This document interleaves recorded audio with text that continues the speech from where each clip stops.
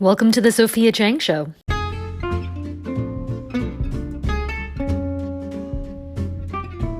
So I was at a 50th birthday party yesterday, and I can tell you, if you have never partied with drunk Gen Xers, you better bring an energy drink.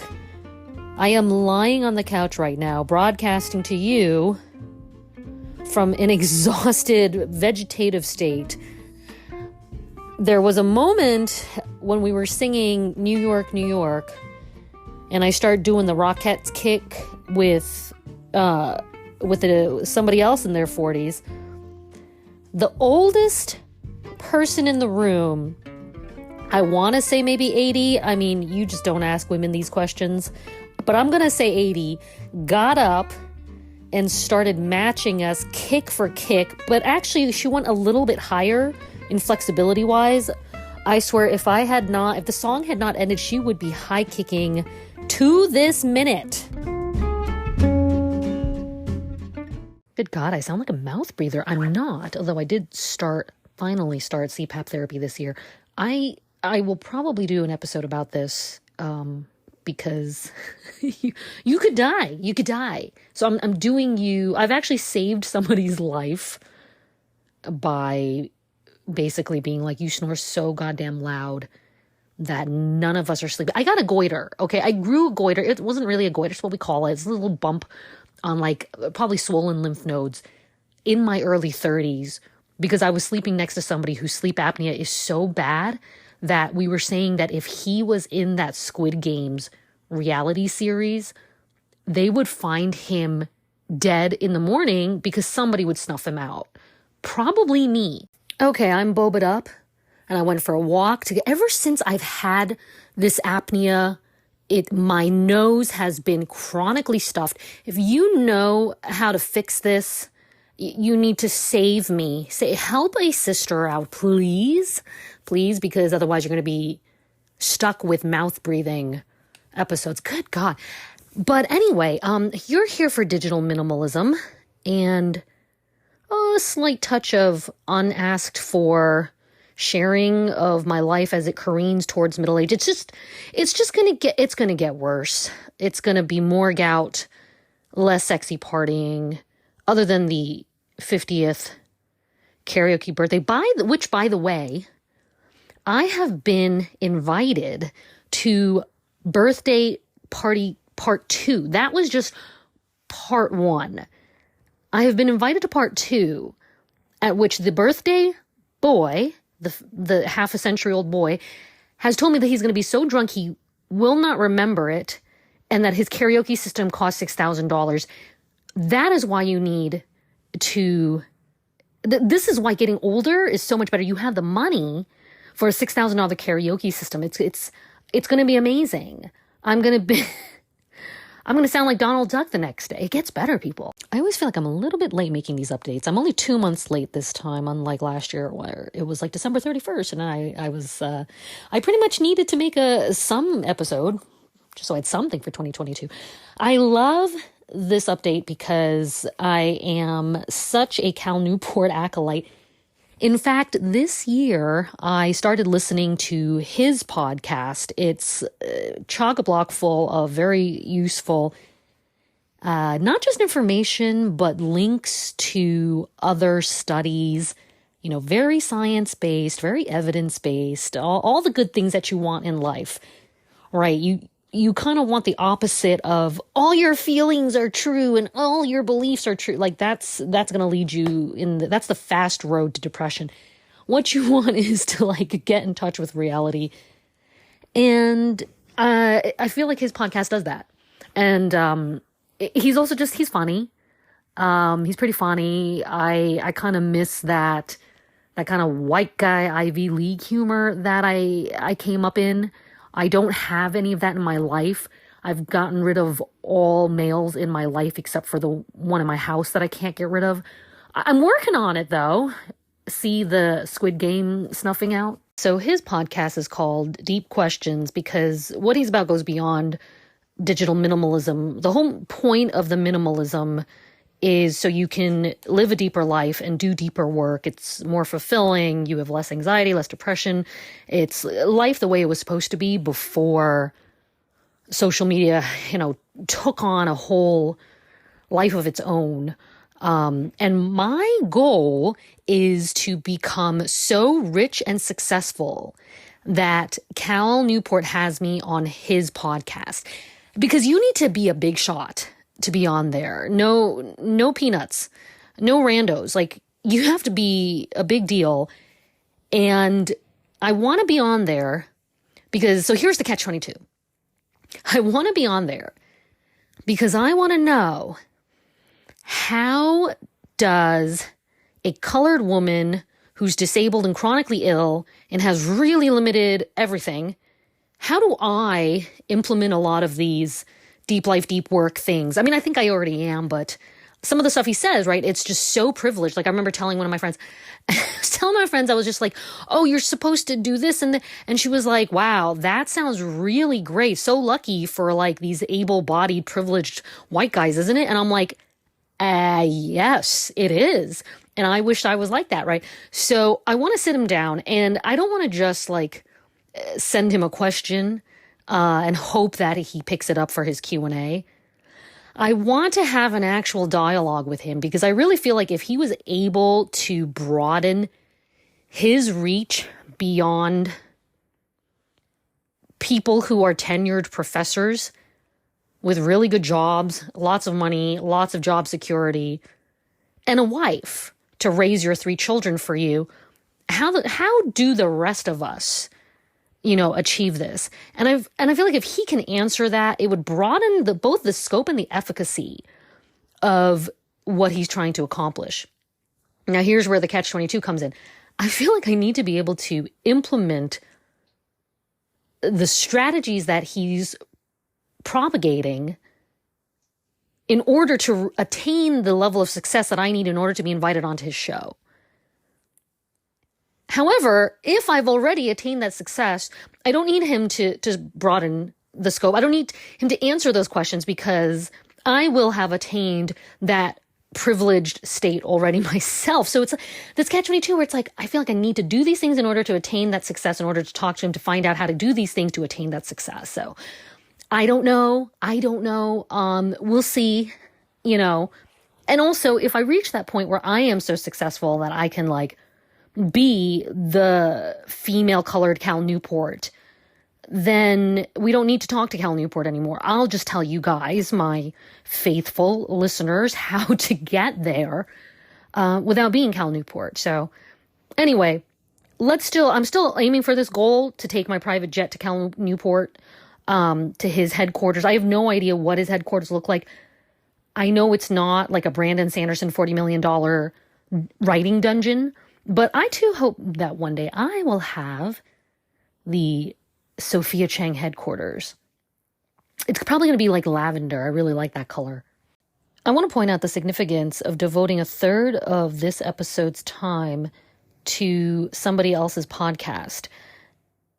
Longtime listeners will know that I don't listen to any podcasts. I listen to like maybe 2 regularly because I hate most people's voices. Longtime listeners know this, not new listeners, because I have taken down those episodes where I am talking about how people's voices are just awful. Fear not, I will one day be baller enough to say whatever the fuck I want while female. Oh, yes. Yes, that is the dream, isn't it?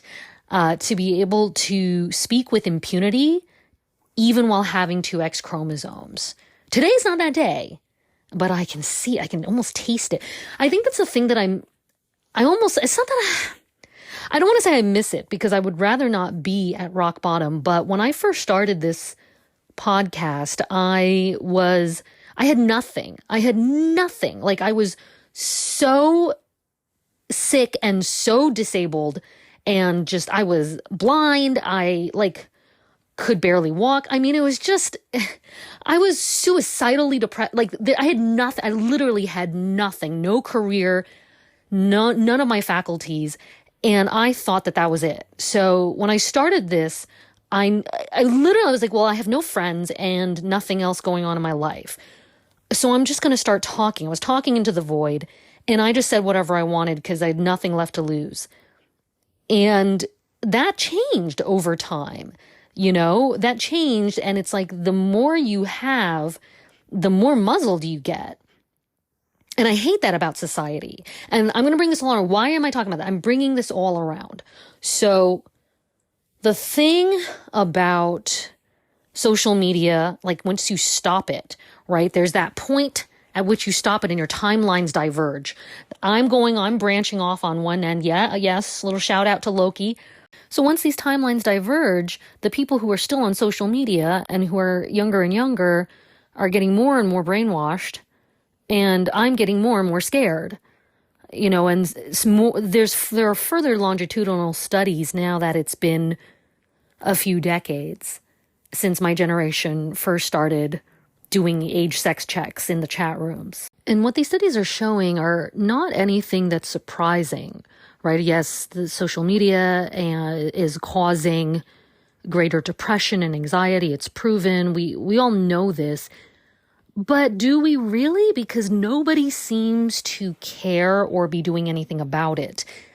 And Cal Newport, some of the other white dudes whose Substacks I just recently subscribed to, like, we all call for it's the dude from Dan Haidt, that's his name. He and his co-writer who did The Coddling of the American Mind. It was an Atlantic essay, a long essay that became a book, I think in 2018. So I subscribed to his Substack. And some other dude that, like, he links to a lot, the whole bro gang, but, like, they all call for legislation that says that we need to raise the age of getting on the internet from age 13, which is what happened in 1998. That was the legislation set decades ago, to back when we didn't know what the internet would become. And we need to change that to 16 or 18. I would prefer to like 45, but that's just me.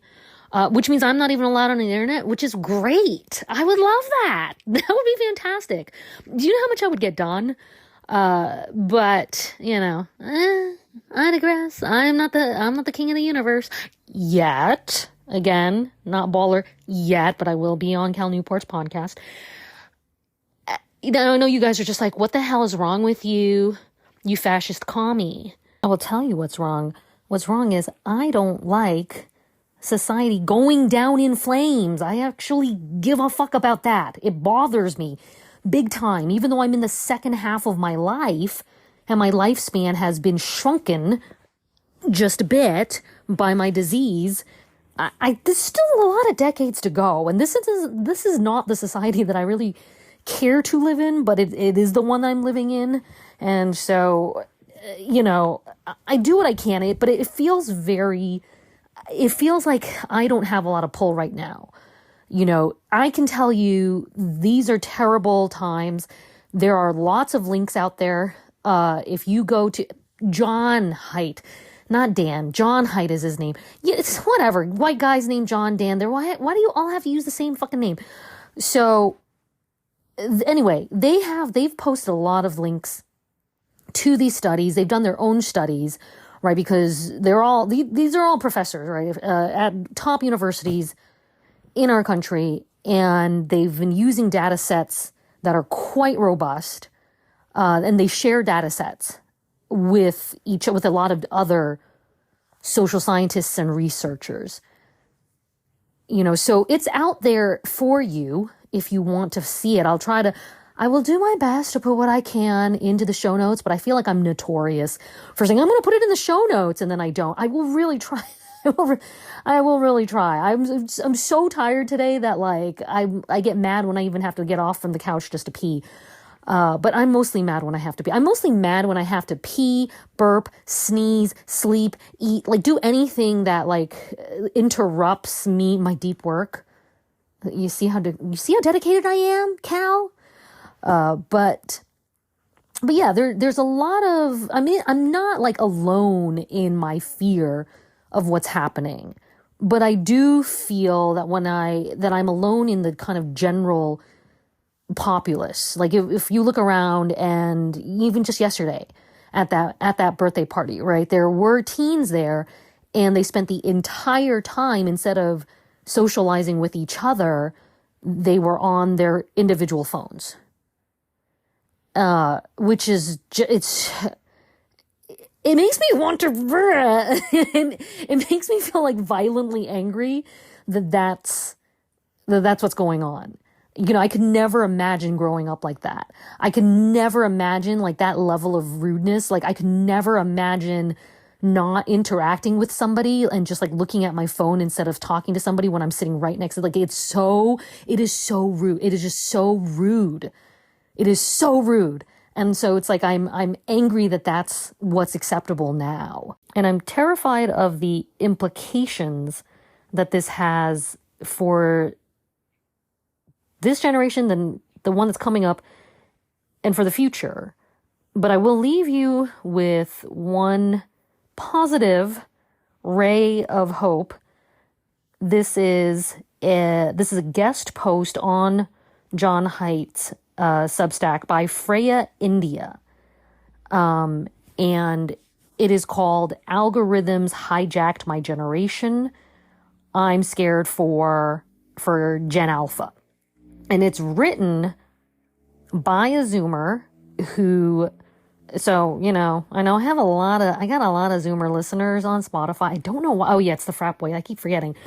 But I don't know why they keep listening, because all I do is like bash social media and what it's, I don't know. She is one of you, so you can listen to somebody who is below the age of what you guys think is old, so under the age of 22, and, you know, not the dronings of a lady too old to like hang with 80-year-old rocket kickers. You know, so Freya India, she writes a lot about like anti-fragility. So there you have it. I've gone a little bit deeper into the digital minimalism this year, simply because I have more evidence-based research, and I think it's just one of those typical trajectories where you discover something for yourself and it works, you implement it, and then you start telling everybody about it, and then you start talking about it in a wider and wider circle, and then you're just like, you just start evangelizing, you just proselytizing on and on and on, right? Then you have your own cult, and then that's how the millions are made. That's how I'm going to become successful. That's all we've got today. Don't forget to vote on the poll. There's a poll today. The question is, what's your excuse for staying on social media? I also have a Q&A up so that you can let me know what you want to hear next. I will record it, and you know, I can't promise that it's going to help your life. In fact, it might actually make it worse, and you'll never get those 15 minutes back. But hey, what are you doing anyway? You're just scrolling, right? You're just doom scrolling. So this is better than that. In that case, you know what? I'm saving your life too. Get a CPAP, get tested for sleep apnea, and ask me a question. Listen to this podcast instead of doom scrolling. These are your two. This is it. I think I've reached Cal Newport levels of expediency here. This is how to improve your life in 2 easy steps. I can't thank you enough for listening to this, and I am especially overwhelmed with gratitude for those of you who've actually written me amazing emails. You really went out of your way to track me down. That was not easy. That meant the world to me. This is really for you, since no one else is actually listening to this.